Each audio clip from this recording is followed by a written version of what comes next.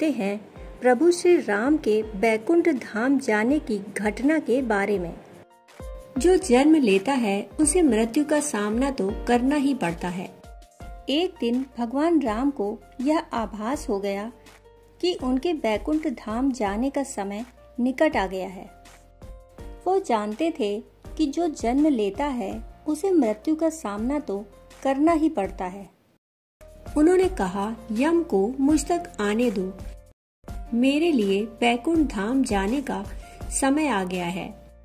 परंतु मृत्यु के देवता यम अयोध्या में घुसने से डरते थे, क्योंकि उनको राम के परम भक्त और उनके महल के मुख्य प्रहरी हनुमान से भय लगता था। यम के प्रवेश के लिए प्रभु श्री राम के भक्त हनुमान को हटाना जरूरी था। इसलिए प्रभु श्री राम जी ने अपनी एक अंगूठी को महल के फर्श के एक छेद में से गिरा दिया और हनुमान जी से इसे खोज कर लाने के लिए कहा। हनुमान जी ने स्वयं का स्वरूप छोटा करते हुए बिल्कुल भंवरे जैसा आकार बना लिया और केवल उस अंगूठी को ढूंढने के लिए उस छिद्र में प्रवेश कर गए। वह छिद्र केवल छिद्र ही नहीं था, बल्कि एक सुरंग का रास्ता था जो सांपों के नगर नागलोक तक जाता था। हनुमान नागों के राजा वासुकी से मिले और अपने आने का कारण बताया। वासुकी हनुमान जी को नागलोक के मध्य में ले गए। यहाँ अंगूठियों का पहाड़ जैसा ढेर लगा हुआ था। वासुकी ने कहा, यहाँ आपको भगवान राम की अंगूठी अवश्य ही मिल जाएगी। हनुमान जी सोच में पड़ गए कि वो कैसे उसे ढूंढ पाएंगे, क्योंकि ये तो भूसे में सुई ढूंढने जैसा था।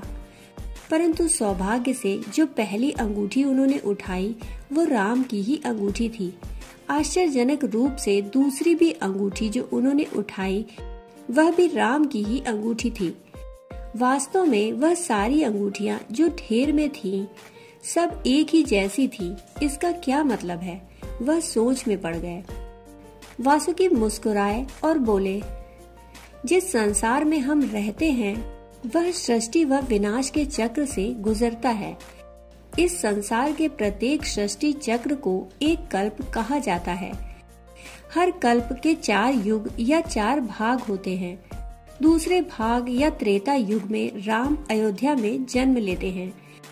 एक वानर इस अंगूठी का पीछा करता है और पृथ्वी पर राम मृत्यु को प्राप्त होते हैं। इसलिए यह सैकड़ों हजारों कल्पों से चली आ रही अंगूठियों का ढेर है।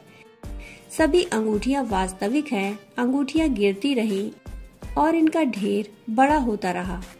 भविष्य के रामों की अंगूठियों के लिए भी यह काफी जगह है।